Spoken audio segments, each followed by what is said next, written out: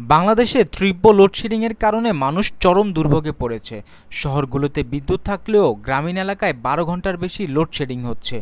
Dollar সংকট এবং জ্বালানি সরবরাহের অভাবে বিদ্যুৎ উৎপাদন কমে গেছে। পাশাপাশি বেসরকারি বিদ্যুৎ কেন্দ্রগুলোর কাছেও সরকারের বিশাল বকেয়া জমা হয়েছে, যার ফলে চাহিদা অনুযায়ী বিদ্যুৎ উৎপাদন সম্ভব হচ্ছে না। দেশের বিদ্যুৎ উৎপাদন ক্ষমতা ২৭,০০০ মেগাওয়াট থাকলেও চাহিদা ১৬,০০০ মেগাওয়াটেরও কম। কিন্তু অপরিকল্পিত বিদ্যুৎ কেন্দ্র নির্মাণ ও জ্বালানি সরবরাহ নিশ্চিত না করায় এই খাত এখন বড় সংকটে রয়েছে। বিশেষজ্ঞরা বলছেন, শেখ হাসিনা সরকারের অপরিকল্পিত প্রকল্প বাস্তবায়নের ফলেই এখন দেশের মানুষকে এই দুর্ভোগ সহ্য করতে হচ্ছে। বিদ্যুৎ সংকটের মূল্য সমস্যা, ডলার সংকট, জ্বালানি আমদানি নির্ভরতায় বিদ্যুৎ উৎপাদনের খরচ বেড়ে গেছে, যা সরাসরি ডলারের উপর চাপ তৈরি করেছে।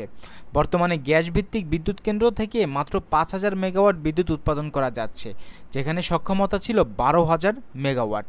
ভারতের আদানি গ্রুপের বিদ্যুৎ কেন্দ্র থেকে বিদ্যুৎ সরবরাহ কমিয়ে দেওয়া হয়েছে বকেয়া পরিশোধ না করায়। জ্বালানি বিশেষজ্ঞরা মনে করেন, সরকারকে অগ্রাধিকার ভিত্তিতে বিদ্যুৎ খাতে অর্থ বরাদ্দ করতে হবে, তাহলে এই সমস্যাটি থেকে মুক্তি মিলবে।